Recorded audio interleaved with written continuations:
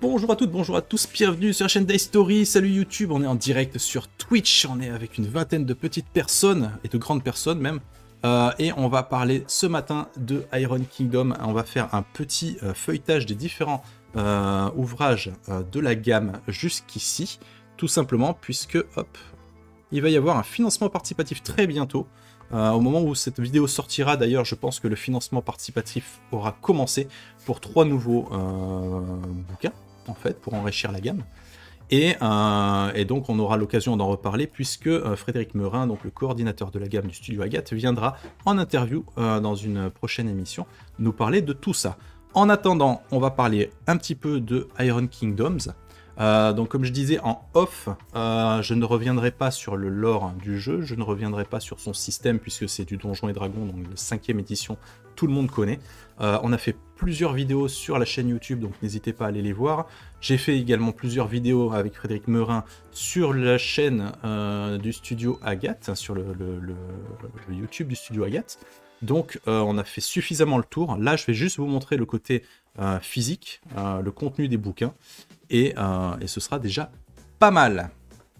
Je propose qu'on commence par les cartes. Et oui, moi j'aime bien commencer par les cartes. Donc je sais pas si j'ai tout ce qu'il y a de sorti pour le moment, mais bon, j'ai ça. Donc on a plusieurs boîtes. La première c'est des cartes d'équipement méca magique.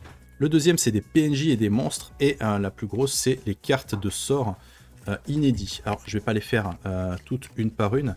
Mais on va regarder un petit peu ce que c'est si j'arrive à ouvrir la boîte sans l'exploser. Hop. Je vous montre un peu à quoi ça ressemble parce que bah, souvent quand on est sur les stands ou dans les boutiques, etc., on ne peut pas les ouvrir, hein, les paquets de cartes, hein, donc on ne sait pas de quoi ça parle. Donc voilà, une carte, c'est présenté comme ça. Donc verso et le recto. Le brasier infernal de Stacia, c'est écrit petit, hein, je ne vais pas vous mentir. On va pas tout lire, mais voilà, à chaque fois vous avez dessus les temps d'incantation, les composants, la portée, la durée, le petit descriptif, etc. Avec tout en dessous, à plus haut niveau, comment ça se passe. Donc voilà, toutes les cartes sont représentées sur le même modèle. Seule là, cette carte, je suis sûr qu'elle est très très bien, hein, le coup de fouet.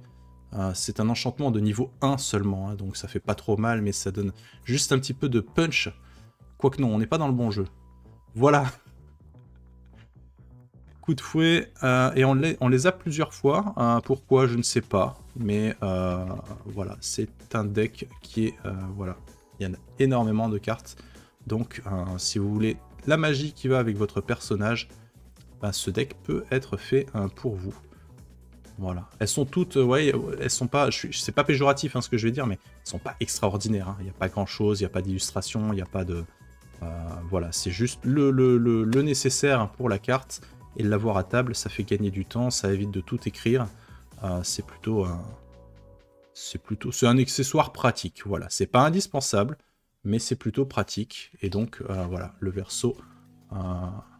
Pourquoi celle-là est différente? Ah oui, c'est les crédits. Bah oui, c'est pour ça qu'elle est différente. C'est dommage, j'aurais préféré avoir ça en verso. Quoique après peut-être que les, ouais voilà, il doit y avoir des familles, voilà, des familles de magie qui sont différentes, donc c'est pour ça. Voilà, donc ça, c'est les cartes. C'était les cartes de sort. On va enchaîner très rapidement. Donc je rappelle, hein, c'est la 5e édition. Donc avec le même système que Donjons et Dragons. Hein, vous avez des niveaux, vous avez des aptitudes, vous avez des sorts, etc. Et de l'équipement. Et là, l'équipement... l'équipement, par contre, dans Iron Kingdom, c'est quelque chose. Et là, on a de l'illustration. Et ça, c'est bien. Prothèse méca magique, un gros gant. Et donc, vous avez l'illustration devant. Et c'est écrit très petit, encore une fois, mais tout ce que ça fait. Et point de rune en bas, un accumulateur mécanique. Vous avez le descriptif. Par contre, je trouve les cartes plutôt cool. Hein, ça met vraiment dans l'ambiance. Les mandales à plus 12, c'est ça.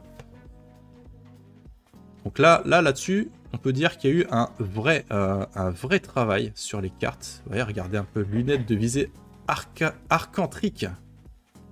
C'est pas... voilà, j'aime beaucoup, ouais, elles sont super cool. Là, pour le coup, c'est vraiment un plaisir de les avoir. Je me demande s'il n'y a pas des trucs avec l'autre côté. Voilà. Je vais peut-être pas toutes les passer, mais...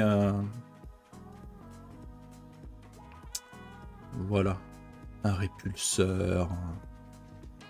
Précision. Ah, il n'y a pas que des cartes d'équipement, hein, visiblement. Précision. Dans le cadre d'une attaque, vous pouvez dépenser une charge de l'accumulateur de l'objet pour bénéficier d'un avantage au jet d'attaque. Perturbateur. Petit aspect 40k. Bah, c'est le Warhammer 40k de Donjons et Dragons, quoi. Lumière. Les liens. Halo de feu. De froid, du coup. Donc voilà, je les passe un petit peu toutes parce que le but c'est pas non plus de tout vous spoiler, parce que bah il faut que vous achetiez après des trucs, hein, donc si je vous montre tout c'est pas drôle. Mais ouais, on est sur quelque chose de bien sympa et bien sûr la carte des crédits à la fin. Voilà, donc ça c'était les équipements méca magiques. Donc oui, uniquement les équipements méca magiques parce que les équipements standards, ben, c'est assez simple de s'imaginer. Et là, c'est mon petit préféré. Les PNJ et les monstres. Oh putain. Hop. Je vous montre ça rapidement et on va enchaîner ensuite sur les bouquins. Tracker Trask Cornebeck. Donc à chaque fois, vous avez toutes les stats de la créature en question. Et derrière, on a justement les traits. Alors, j'allais dire, je suis un peu déçu parce que j'aurais bien voulu avoir la créature en pleine... Enfin, pas en pleine page, mais en pleine carte, du coup. C'est un truc qui m'aurait plu. Mais d'un autre côté, on a tellement de texte à mettre entre les traits, entre les machins, etc. Quoique là, là, ce serait rentré. Mais... est-ce qu'il peut y avoir des PNJ qui sont des monstres et vice-versa? Eh bah écoute, c'est une très bonne question que je t'invite à poser en live avec Frédéric Meurin, donc la semaine prochaine. Voilà, tout simplement, bah, c'est vraiment parce que j'en sais rien, en fait. Je n'ai pas lu dans le détail Iron Kingdom, puisque pour une fois, j'ai eu la chance d'être PJ sur ce jeu. Donc, bah, quand on me dit que tu peux être PJ, eh ben moi, je lis pas. Mais je suppose, parce que si tu regardes celui-là, excuse, on dirait plus un... on peut jouer des gobelins hein, dans Iron Kingdom. Donc je pense que oui. Tu vois. Hop. Voilà. Donc vous voyez, entre tout ça décrit, plus tout ce qu'il y a là, l'illustration pleine carte, ça aurait été un peu problématique, quoi. Voilà. Pilote de gang. Le rat diable. Sympatoche. Radiable déchiqueteur, hein, c'est la version énervée du radiable, hein, du coup. Et le radiable putride. On dirait j'ai l'impression d'avoir un paquet de guerre de decks Pokémon. Tu sais, avec les 3 évolutions. Sangsue géante, sentinelle noire. Ils aiment bien les rats hein, dans ce jeu. Hein. Malfrat de gang. Guetteur de gang. Péraille. Alors, je les passe un peu le conneur au grain. Brut de gang. Donc oui, je pense que les PNJ, ça peut être aussi des monstres, quoi. Lavili. Hop, ça on passe parce que des fois, il y a des gens, ils aiment pas trop. Et l'alligate d'outre-tombe. Voilà. Donc, c'est pareil. C'est un paquet de cartes, très sincèrement, qui est pas indispensable. Mais que si vous l'avez, bah, c'est quand même cool. Salut Ralph, bienvenue. Voilà, et on va passer maintenant au livre de base, donc le truc, le cœur du jeu, le livre de base d'Iron Kingdom, édité donc chez le studio Agathe, et dans la version, donc c'est une traduction de Privateur Press. Voilà, on est sur une couverture A4 en rigide, un jeu qui sera, hop, attends, je peux pas le lever, il y a la cam qui bloque, un jeu tout en couleur, hop, voilà. J'ai pas de place sur ce bureau. Hop, je vais vous lire la 4e de couverture quand même pour vous mettre un petit peu dans l'ambiance, histoire de, même si je vais pas revenir dessus, au moins lire la 4e de couverture qui d'ailleurs, regardez, plutôt pas mal. Alors, un retour... J'arrive pas à lire, j'ai le micro devant. Retour dans les royaumes d'acier, plongée. Ah, je vais le lire sur le stream, c'est bien comme ça. Plongez dans le monde maintes fois privé des royaumes d'acier avec ces nouvelles éditions du jeu de rôle Iron Kingdom signé Privateur Press. Iron Kingdom Requiem allie le cadre inoubliable des royaumes d'acier à la recette... Attends, à la plus récente mouture du jeu de rôle, pardon, le plus populaire du monde sous la forme de règles de 5e édition.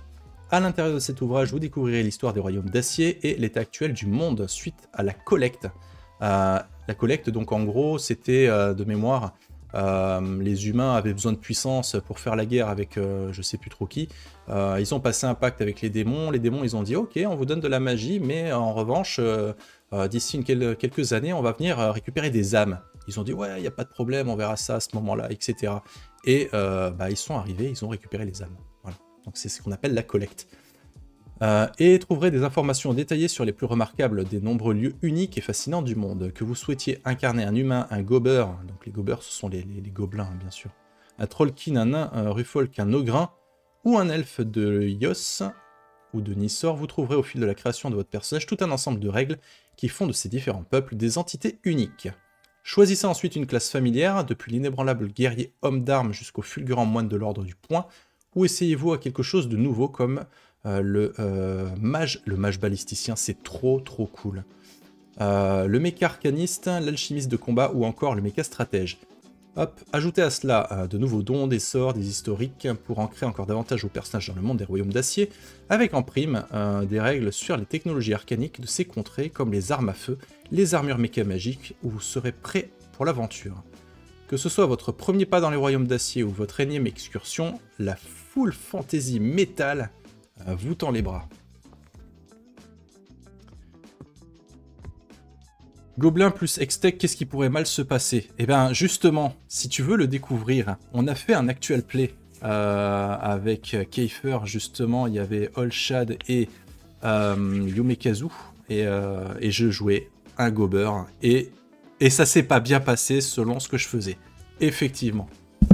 Donc et c'était très drôle, et si c'était à refaire, eh ben, je le referais quand même. Voilà. Je vais mettre un petit peu de lumière peut-être. Est-ce que si je fais un truc un peu dans ce délire, c'est pas mal, je pense, hein, c'est un peu mieux, même si un peu ici, parce que c'est quand même pas mal.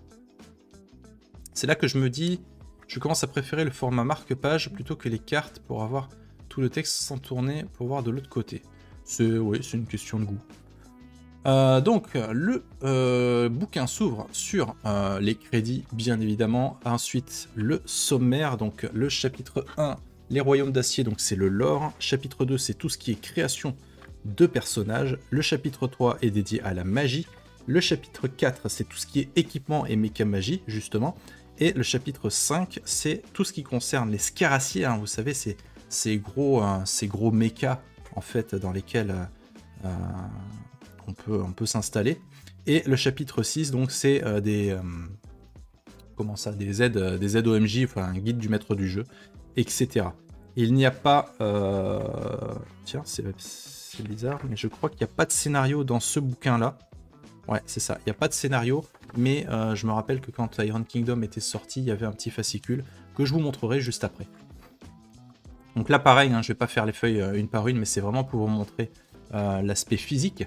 Donc on est sur un bouquin A4, couverture rigide, 100% en couleur, avec des illustrations de temps en temps pleine page. Vous avez du 2 colonnes, ça c'est vraiment bien. Ça se voit pas très bien à la cam, mais les couleurs, hein, comme d'habitude, de la feuille sont beige taché. Hein, ça fait très un peu cracra avec des engrenages sur les côtés. Donc on respecte bien le thème du jeu. Et voilà. On commence donc du coup par le côté lore. Qu'est-ce qui s'est passé? Salut Keifer. Tu as eu les oreilles qu'on vibré, j'imagine. Voilà, les fameux scaraciers.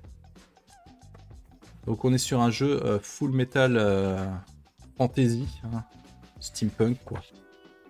Je vais passer un petit peu, sinon on y est encore demain. Mais voilà, le bouquin est plutôt bien fichu.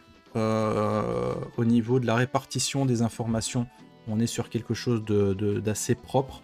J'ai envie de dire d'assez similaire à ce que le studio Agathe nous a habitués dans sa présentation, etc. Même si ça reste entre guillemets qu'une traduction, on retrouve quand même des choses qui sont assez assez similaires. J'aime beaucoup toujours hein, les encarts comme ça avec une couleur différente, ça permet vraiment de mieux se représenter. On va regarder un petit peu les classes hein, quand même. Voilà, option de personnage. Donc voilà, on a les différents dons de puissance, dons d'intellect, etc. On a les différentes espèces, les gobbers qui sont là. Et c'était clairement celui que je jouais dans l'actual play, c'était cette illustration. Les humains, bon bah ça, voilà, c'est les humains.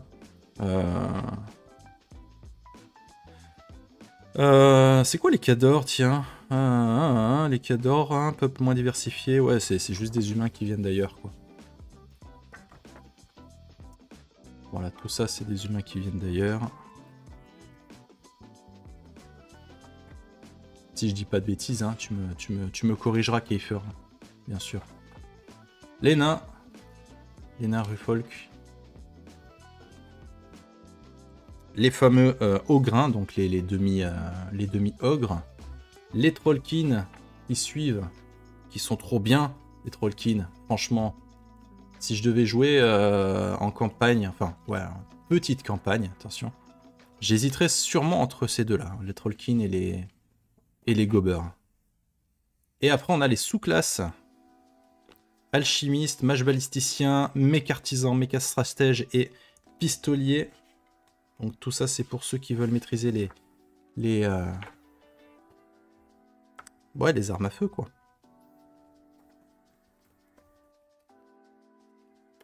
Ah non, je dis ça, en fait, c'est juste toutes les classes disponibles, je me rappelle même plus.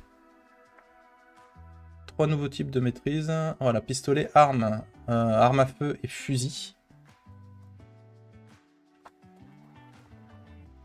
Après, on a vraiment le descriptif de tous les trucs, hein, les alchimies, l'alchimie de terrain, spécialisation de l'alchimie, les formules alchimiques, etc., etc. On passe tout en revue hein, dans les classes. Donc elles sont plutôt originales, hein, du coup, hein, ça vous permet de jouer vraiment des trucs très très très différents. Mage balisticien. Un ogre mage balisticien. C'est trop bien. Voilà, je vais avancer un peu parce qu'on va traîner un petit peu et le but c'est de vous montrer aussi les autres bouquins de la gamme. Y a toujours les paladins, regardez-moi ça. Les moines, ça envoie pas la voix du poing, ça. Là, on n'est pas dans Cobra Kai, hein. C'est vraiment la voix du... c'est vraiment la voix du poing, là. Bref, paladin. Tout ce qui est prêtre, bien évidemment.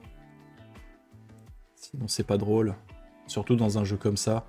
Domaine divin, la ruse, c'est trop bien. Voilà. Oh, le roublard Gobber, trop bien, avec le pantalon rayé. Bon, les elfes, ça m'envoie moins du rêve, mais ils y sont. Voilà. Ça ajoute vraiment, je trouve que c'est... Je crois que Iron Kingdom, c'est pas forcément le setting le plus apprécié des fans, puisque bah, c'est vrai que la grande majorité des gens... ce qu'ils veulent, c'est du Medfan hein, en principal. Donc là, on est quand même sur un truc vraiment un peu à part. Ça reste du Donjons et Dragons, donc c'est très orienté baston, bien évidemment. Mais pas que. Et si vous allez voir justement l'actual play qu'on a fait, vous verrez que y a de la baston fatalement, sinon c'est pas drôle.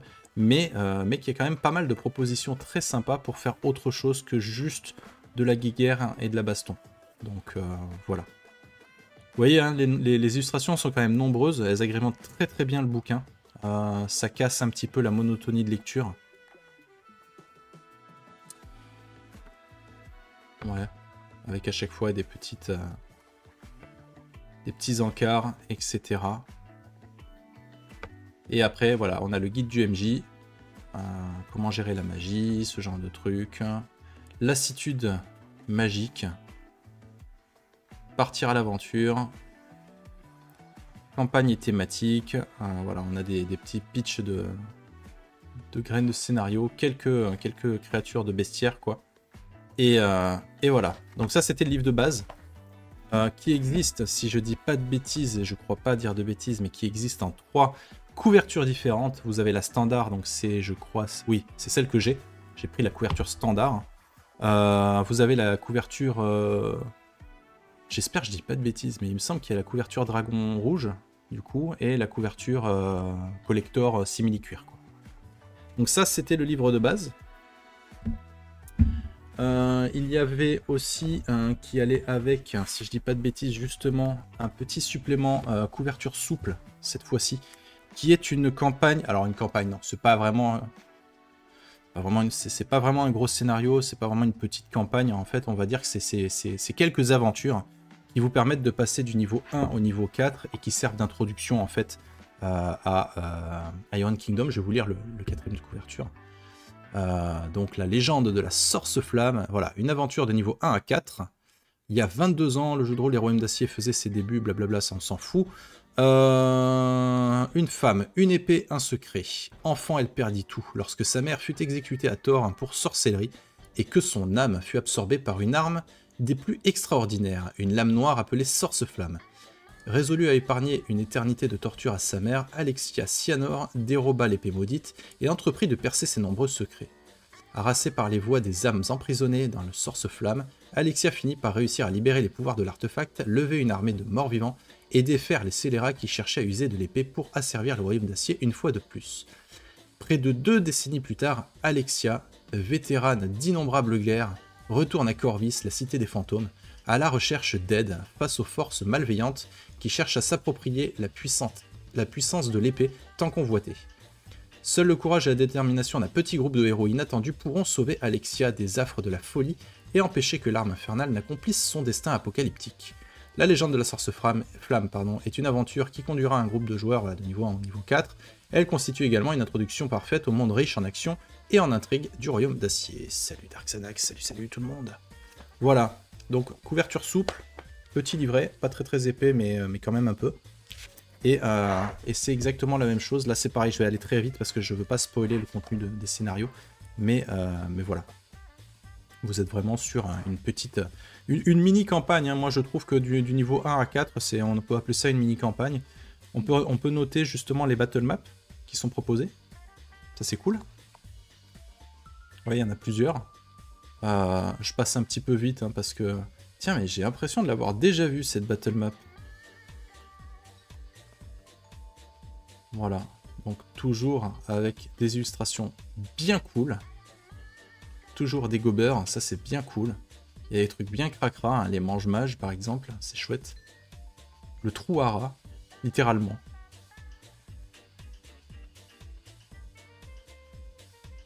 C'est Iron Kingdoms. Petit feuilletage d'Iron Kingdoms. Voilà. Et à la fin, justement, les petits bestiaires qui vont bien. Donc voilà. Couverture souple, petit supplément, plutôt sympa. Vendu 25 € dans le commerce. Voilà. Je vais vous montrer du coup l'écran qui va avec. Vous allez me donner votre avis. Vous allez me dire ce que vous pensez de l'écran. Attendez, parce que j'ai pas une place monstrueuse, mais on va essayer de s'organiser un minimum quand même. Alors, l'écran. Donc l'écran est un écran en 4 volets cette fois-ci, c'est pas en 3. Et je vais vous montrer donc du coup le côté illustration.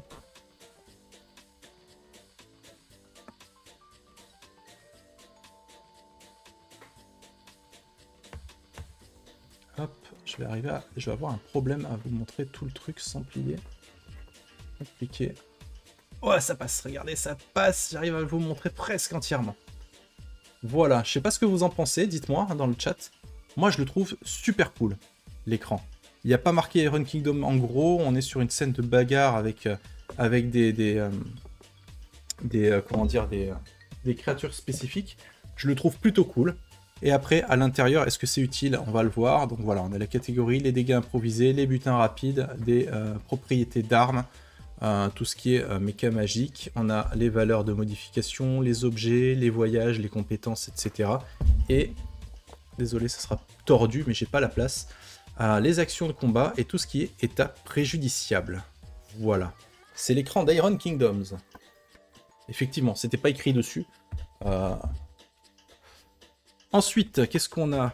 Donc j'ai eu, parce que c'est un petit tirage d'art. Donc ça, c'est effectivement la couverture Dragon Rouge de l'édition Dragon Rouge. Donc moi j'ai la standard.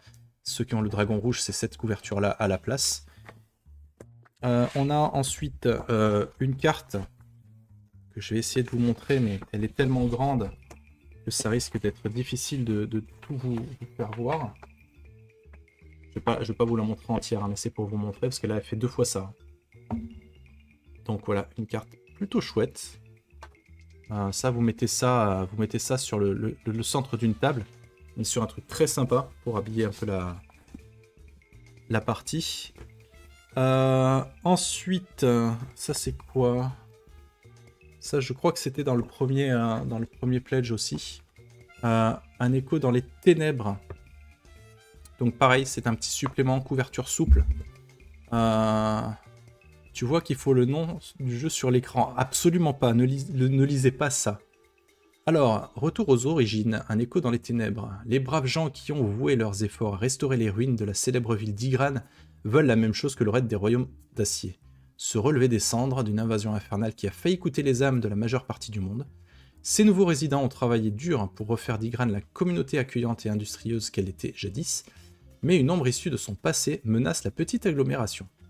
À l'aube d'une joyeuse célébration commémorant la refondation de la ville, des forces maléfiques se rassemblent pour lui arracher une relique inestimable, et menacent de réduire une fois encore le village en cendres. Ygran a besoin de héros pour préserver des ténèbres et protéger son héritage en tant que lieu de naissance d'une méca-stratège parmi les plus renommés du monde. Pourrez-vous empêcher que la ville ne soit détruite par un mal inéluctable? Lancez-vous dans le monde des royaumes, blablabla, un écho, hein, voilà, c'est une aventure unique conçue pour le jeu de rôle. Voilà, donc c'est juste un scénario en fait, c'est un tout petit truc, vous voyez, ça coûte 10 balles. C'est écrit là, hein, par contre, Iron Kingdoms, on l'a. Et donc, voilà, c'est très très rapide à feuilleter, c'est une aventure.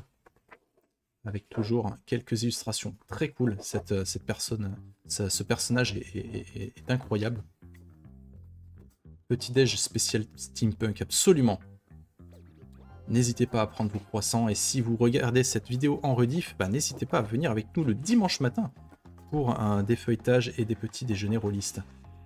Voilà, je passe un peu parce que il y a très peu de pages, donc je ne veux pas vous spoiler. Voilà. Un petit scénario supplémentaire, ça fait toujours plaisir. Et on arrive sur les deux derniers petits suppléments. Donc je vais vous présenter donc ce supplément-là. Pareil, couverture souple, un éclat d'une étrange lumière. C'est l'actual play qu'on a fait sur la chaîne. C'est ce scénario qu'on a joué. Donc voilà, vous pouvez aller le voir, hein, ce sera dans la description de la vidéo. Et là pareil, je vais essayer de vous feuilleter ça rapidement. Mais il y a très peu de pages, donc c'est pas évident et ça fait beaucoup de bruit. Tac. Je vais vous lire la 4e de couverture hein, juste après. Toujours pareil, des battle maps qui se ressemblent un petit peu, hein, on va pas se mentir, c'est pas par rapport à ce qu'on a déjà vu, c'est un peu semblable. Et quelles étrangetés s'agitent dans les ombres lointaines, plongées dans un monde rarement blablabla. Cette aventure suit une équipe d'agents de terrain de l'atelier Trangelume à travers une série de missions pour un agent expérimenté excentrique dont la familiarité avec le surnaturel est plus grande que son rôle exige. Un éclat d'étrange lumière se déroule dans les royaumes d'acier où un monde où se rencontrent magie et technologie et où des dangers étranges attendent à chaque coin de rue. C'est un peu du Ghostbuster, hein. Je vous spoil un peu, mais on est un petit peu sur du Ghostbuster et c'est très très cool. Enfin, moi j'ai passé vraiment un bon moment alors que vous savez que je suis pas non plus ultra féru de 5e édition. C'était plutôt cool. Et le dernier bouquin, en tout cas à l'heure actuelle de sortie, c'est le Monstronomicon. Donc c'est un bestiaire, mais pas que. C'est un bestiaire qui est raconté par un professeur spécialisé. Et donc c'est très sympa comme c'est présenté.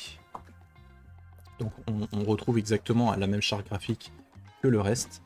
Et voilà, vous allez avoir différentes créatures. Je vais pas toutes les passer, hein. On va les archontes, on retrouve la petite araignée. Trop chouette cette créature, j'aime beaucoup. Voilà, des loups, on a des trucs très classiques, des trucs un peu plus originaux, vous verrez. Hop, très sympa ce livre au visuel, oui, hein. Je suis assez d'accord. C'est le but de cette vidéo. Hein. C'est vrai que je vous présente pas les ouvrages ou quoi, mais c'est pas... Le but n'est pas de vous présenter les ouvrages, c'est juste de voir la qualité physique des trucs. Pas mal de dents, peut-être trop sur cette tienne bestiole. Alors, plus il y a de dents et plus on sait que ça va croquer dur quand même. Hein. Si t'avais un truc édenté, bon, ça te ferait pas très peur, tu vois, aussi. Quoique, ça peut pincer, hein. Regarde les oies. Ça a pas de dents, mais ça fait super mal. Hein. Les Drake. Drake des mers, des Drake dans toutes les sauces. Un chaman facoche. J'adore les... Ça fait très Tortue Ninja, mais j'adore les facoches, en fait. Je les trouve trop bien. Après, voilà, on part dans des trucs. Un arbre fantasme. C'est moins sexy que ça en a l'air, je pense. C'est ça, c'est ça. Tu veux qu'on... Alors, allez, on va regarder ce que c'est un peu, parce que je vous vois, vous avez envie de savoir. On va présenter un peu une créature. Voilà, l'arbre fantasme. Jet de sauvegarde, compétences, blabla, blablabla. Apparence trompeuse, arbre uniquement. Tant que l'arbre de l'arbre fantasme ne bouge pas, il est indiscernable d'un arbre ordinaire. Appel enchanteur, l'arbre fantasme bénéficie d'un avantage à ses jets d'attaque contre les cibles charmées. Aversion pour le feu, bon, ok. Alors, l'arbre fantasme est une créature symbiotique composée d'un humanoïde de taille M et d'un arbre de taille G. Pour les costes, blablabla, ça on s'en fout. Les dégâts infligés, ça on s'en fout. Ah, mais je lis les stats, je suis con, c'est ça qu'il faut que je lise. Parce que les stats, on s'en fout. Alors, comme tous les Grimkin, les arbres fantasmes sont apparus dans les contes et les fables de plusieurs cultures au fil des siècles. Décrits comme de grands arbres prédateurs accompagnés d'une belle jeune femme, ces êtres surnaturels servent d'avertissement aux voyageurs imprudents ou qui seraient tentés de quitter les chemins sûrs pour s'aventurer dans les sombres étendues sauvages d'Imoren.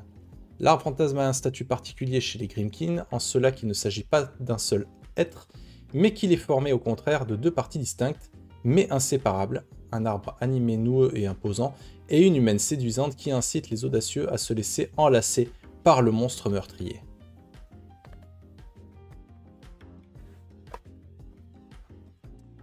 Voilà. C'est vrai qu'il y a des gens qui font des câlins aux arbres, hein, ça s'appelle... j'ai plus le nom, mais il y a un mot pour ça. Pareil, j'ai vu, il y a un mot pour les gens qui lisent au lit.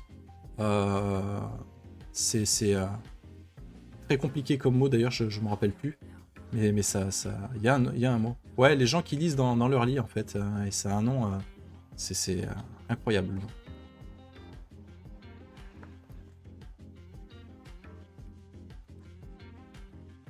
Voilà. Fais un câlin à l'arbre, tu seras heureux. Je sais pas. Donc voilà, on est sur un bestiaire. Les infernaux, bien évidemment, sinon c'est pas drôle, puisque ça a une composante majoritairement importante dans ce jeu. Ça dure pas longtemps de lire au lit. Ah, tu t'endors, c'est ça? Hippopotomonstrose. Oh la vache. Voilà, c'est ça, librocubiculariste pour lire au lit, c'est ça. La vache. Hop, voilà. On arrive à la fin de ce supplément sur les monstres. Hop. Voilà, je les fais pas tous, hein, mais voilà, vous voyez que c'est quand même un bouquin assez velu, hein, 170 pages, je crois. Oh purée. Voilà, qui conclut cette petite vidéo. Voilà, j'espère que ça vous a plu et du coup je vous dis à très bientôt pour la suite de la gamme qu'on vous présentera également lorsque ce sera disponible et avec les interviews avec les gens qui vont bien. Ciao YouTube et à très bientôt, à plus.